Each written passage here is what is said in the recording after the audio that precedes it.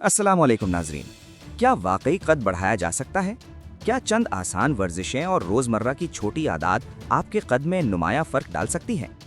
आज की इस रिपोर्ट में हम आपको बताएंगे वो साइंसी हक़ाइक़ और आसान तरीक़े जिनकी मदद से कद में कुदरती तौर पर इजाफा मुमकिन बनाया जा सकता है। लंबा कद न सिर्फ शख्सियत को पुरकशिश बनाता है बल्कि इंसान के एतमाद में भी इजाफा करता है। यही वजह है कि आजकल मार्केट में कद बढ़ाने के नाम पर मुख्तलिफ जूते, अद्वियात और टॉनिक फ़रोख्त किए जा रहे हैं।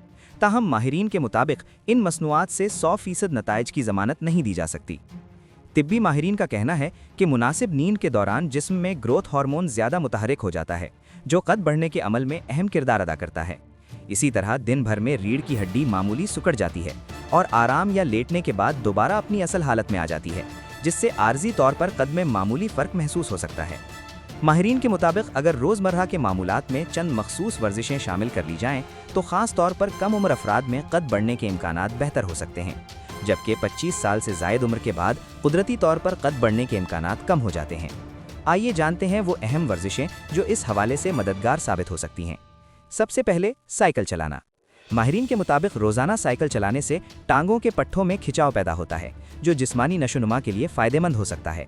साइकिल की सीट इस तरह सेट करें कि पैडल तक पहुंचने के लिए टांगें मुनासिब हद तक सीधी हों, ताहम बहुत ज़्यादा ऊंची सीट रखने से गुरेज करें।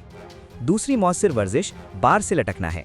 किसी मजबूत रॉड या बार को पकड़कर चंद सेकंड से आगाज़ करें और आहिस्ता आहिस्ता वक्त बढ़ाते जाएं। इस अमल से रीढ़ की हड्डी पर खिंचाव आता है और जिस्मानी साख्त बेहतर होती है।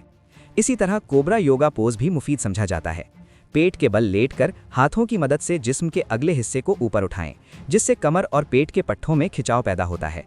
इसके अलावा वी शेप स्ट्रेचिंग में सीधे खड़े होकर आहिस्ता आहिस्ता नीचे झुकते हुए हाथों से ज़मीन को छूने की कोशिश करें। ये वर्जिश जिस्म की लचक और स्ट्रेचिंग में मदद देती है। माहिरीन का कहना है कि मुतवाज़िन ग़िज़ा, मुनासिब नींद और बाकायदा वर्जिश, ये तीनों अवामिल मिलकर जिस्मानी नशोनुमा को बेहतर बनाते हैं। अगरचे हर फ़र्द के कद का इन्हिसार बड़ी हद तक जीनियाती अवामिल पर होता है, लेकिन सेहतमंद तर्ज़ ज़िंदगी अपनाकर कुदरती नशोनुमा को बेहतर ज़रूर बनाया जा सकता है।